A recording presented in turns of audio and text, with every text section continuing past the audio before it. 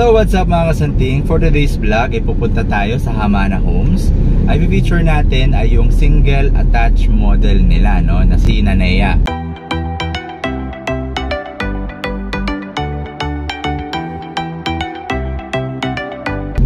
So kahapon, nag-upload ako ng video natin about virtual tour ng Mina model or Miana model na duplex.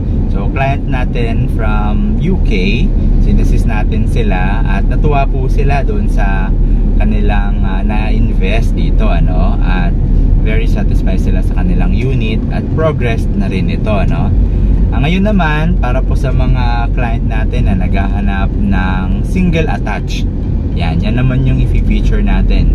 At kung hindi pa kayo nakapag-subscribe sa aking YouTube channel, kasanting, please do like and subscribe para ma-update po kayo sa mga future nating virtual tour na kagaya nito. If you love videos about property investment, especially near Clark, yung mga listing natin. Also, for first time home buyer, meron tayong ginawang ebook. Ayan. So, tips, avoid mistake na for first time home buyer. So dito po sinabi ko or binulit point ko yung mga kailangan po nating tandaan sa pagpili ng mga properties. Para ma-download, punta lang kayo sa Kasanting website. Ito na tayo. So ayan guys, makikita nyo po, as you can see po, ito po yung main road ng subdivision.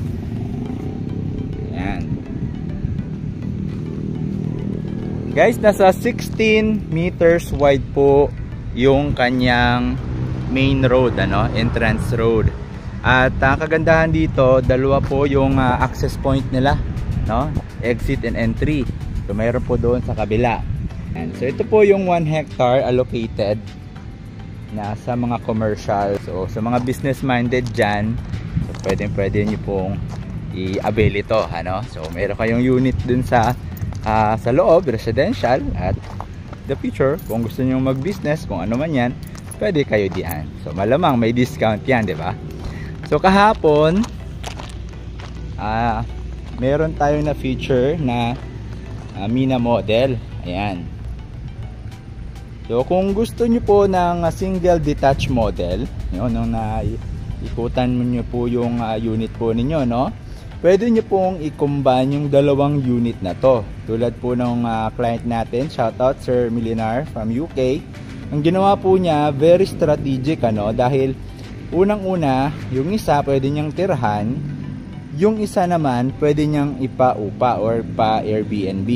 So, ang kagandahan doon, di ba, usually pag isa lang yung unit ng bahay mo, syempre, pag may nag-book dyan, aalis ka. So, para malamang sa malamang magkikitara ka or mag-hotel ka.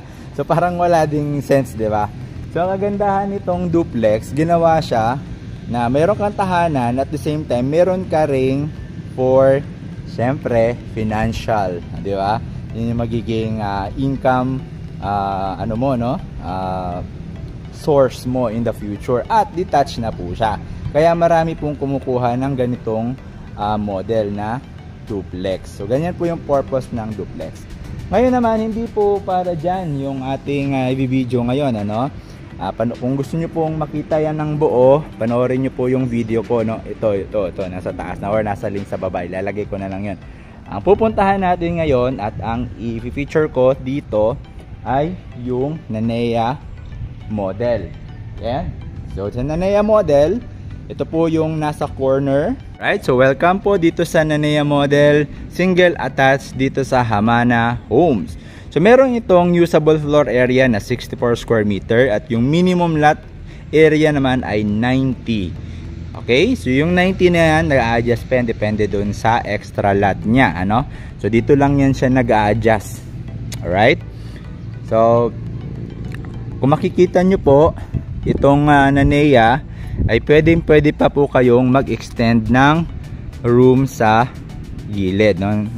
Yung from lanay, pwede nyo pang mag-extend dyan ng isa pang bedroom, kagaya po doon sa ginawa ng Mina model, ano? Napakaganda po, no? So meron po itong bedroom na 3 bedroom, okay, at 2 toilet and bath, at isang powder room. So ito po yung sa harap, frontage ng ating Nania model. Nasa 4 to 5 meters wide. At pwede po siya for 2 carport. Pwede yung mga mahahabang mga sasakyan dito, like yung mga Raptor, van, or yung mga alagang malalaki na sasakyan, na SUV. Kasyang-kasya po dito. So yung ating model house ay team po to ng Modern Asian Architecture. Ayan. So kilala po yung mga Modern Asian Architecture sa simplicity. Ayan. At syempre doon sa maaliwalas, malalaki yung mga bintana. So napaka parang sufficient po ito yung ilaw, kahit hindi ka na magsindi sa loob ay talagang maaliwalas. At ito po ay gawa sa plus wall. Si plus wall po ay ginagamit na ng mga sa Europe, sa Germany. So napakatibay po niyan, nasa 3,000 to 5,000 PSI yung strength po niyan, So yung mga poste kasi nasa 3,000 yan PSI Ito ganun siya, wall, So yung wall mo kasing tibay ng poste. So ganun po siya, Kahit maninipis lang po yung mga division na yan, yung walling niya ay talagang napakatibay. Syempre, fireproof, at anti-anay, mga anti-pest po sila, So ginagamit po yan ng mga first world country. Alright? Ayan. So dito po tayo sa likod. Makikita po ninyo meron po itong 2 meters na setback. At yung high or floor to ceiling natin, yan, makikita mo mataas po siya kasi nasa 3.2 meters po yung height niya. Guys, so dito yung ating living room. Ayan. Alright.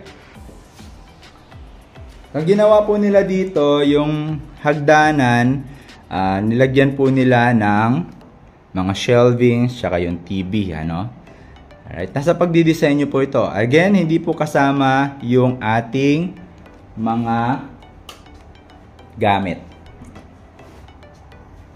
Ayan. So, dito po yung ating lanai. Makikita nyo po, napaka laki ng lanai. Ayan. So, pwede po kayong maglagay ng inyong coffee table. Dito naman po tayo sa ating kitchen. Alright. So, hindi po kasama yung hanging cabinet. So, ito lang po siya. Alright. Then, dito yung ating stove. At dito naman po yung ating refrigerator. So, meron din tayong powder room dito. Ayan. Okay. Sa mga visitors. Ayan, guys. Then, guys, kung ayaw nyo naman magkaroon ng kitchen sa loob, pwede po dito maglagay ng extension for dirty kitchen. Then, the laundry area. Ayan po.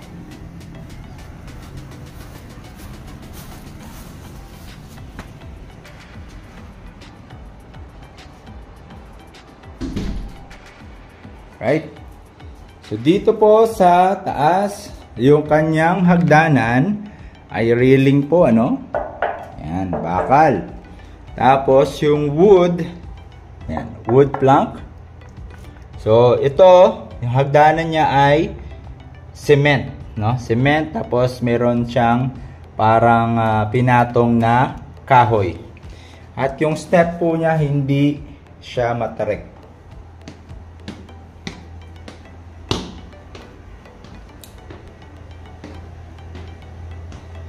Alright guys, nandito po sa yan.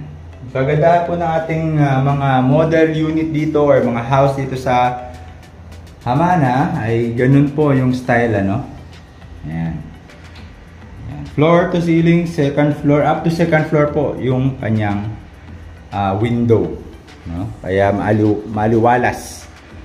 So, nandito po yung kanyang hallway at itong kagandahan po dito, ito po ay mga concrete. Ayan guys, oh. Concrete. Then, dito po sa side, no? Sa harap po ng pagpasok mo dito sa hallway, ay yung toilet and bath. Common toilet and bath. May shower na yan. Floor to ceiling na yung tiles. So, meron na rin po ditong toilet and bowl. Yan. So, hindi po kasama yung mirror. Ayan. Puntahan naman po natin yung mga bedroom. So, ito yung bedroom number 1. So, kasyang-kasya po dito yung single bed. So, kung dalawa yung anak nyo, pwede tag-iisa. Pero kung tatlo, pwede isa bunk bed. Or kung pagawa po kayo ng isa sa baba, pwede pa po kung tatlo sila. Para tag-iisa po kayong, tag-iisa silang kwarto. Siyempre, pag couple, isa lang yan. Diba? Sa master bedroom. So, mamaya pakita natin. So, ito naman yung bedroom number 1. Ito yung bedroom number 1. Ayan. So, single bed po. Kasyang-kasya. At ang pinakahihintay natin yung ating master's bedroom. So, ito po ay full-size bed. At meron siyang bintana. Ayan. Okay. Dito, meron din siyang walk-in cabinet. Oh, yeah, walk-in cabinet. Ayan. So, dito yung exclusive lang para sa mga masters. Oh, diba? Ito na yung masters toilet and bath. Okay, so ayan. Maluwag naman po siya, guys. Okay? So, dito naman yung pinto ay glass. Alright. Ang glass yung pinto niya. And then, ito yung balcony, sarili. Okay? So, masters talaga. Napaka, diba? Exclusive lang sa masters. May-enjoy niya itong view nito. Yan. Maganda guys, kumuha kayo. Usually naman talaga, yung mga corner na NEA model natin is nasa magandang mga location. Yung maliwalas. Yan. So, yan po yung buong kabuuan ng ating subdivision. Tuloy-tuloy na po yung mga ginagawa nila. Ayan. Yun po yung perimeter natin. So, meron pa yung 10 meters, no, na setback, no. At ngayon, kasi wala pang syempre, mga residential. Wala tayong mga nakadikit dyan na mga residential, ano. Kung meron man, may setback pa po yan. In the future, meron pa rin, hindi siya didikitan ng mga kung ano man establishment. Kung may development dun sa ating subdivision. In the future, ano. Ayan po yung buong Hamana guys. So, kung makikita nyo, parang medyo malayo mula dito hanggang dun sa pinakalikod ng ating subdivision. Mula po doon sa highway. Pero yan po ay 500 meters lang. Ganon lang po siya kalapit. Ano? So, mukha lang siyang malayo sa mga pictures. Pero ang actual po, malalakad lang po siya. Sana po nakapagbigay ako sa inyo ng idea kung ano po yung pwede nyong kuhanin dito sa NEA model natin na mga corner unit. Nandami pong nagtatanong sa akin kung may mga corner tayo sa Hamana Homes. Yes, ito po yung mga NEA model natin. So I hope magkita po tayo, mag-set tayo ng appointment. So kung malayo kayo, pwede tayong mag-video call para masagot ko po yung mga concern ninyo. For more details, tripping and reservation, pwede nyo akong tawagan sa number ko, 0920-153-8449. Ito po siya. Muli ako nga pala si Kuya George for Makatangay Realty, Dream Home You Deserve, People You Trust. See you and God bless!